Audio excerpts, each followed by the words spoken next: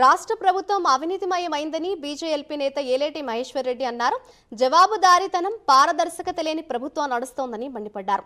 ప్రజాపాలన పేరు మీద రాక్షస పాలన చేస్తున్నారని, రేవంత్ బాబా 11 మంది దొంగల పాలన కొనసాగుతోందని ఏలేటి మహేశ్వర్ రెడ్డి ఫైర్ అయ్యారు. తెలంగాణ రాష్ట్రంలో రేవంత్ బాబా 11 మంది దొంగలు. రేవంత్ బాబా 11 దొంగల మాదిరి ఎవరికి వాళ్ళ కౌంటర్లు, ఎవరికి వాళ్ళ ఆలోచనలు. B tax counter B tax కే, U tax counter U tax కే, R tax counter R tax కే, double R tax, triple R tax.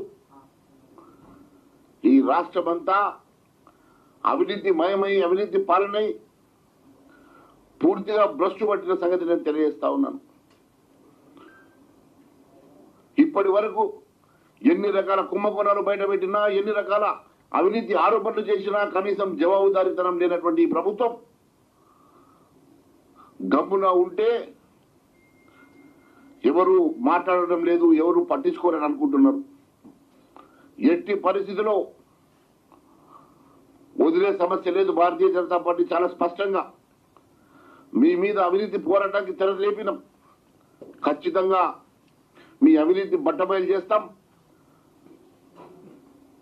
ఖచ్చితంగా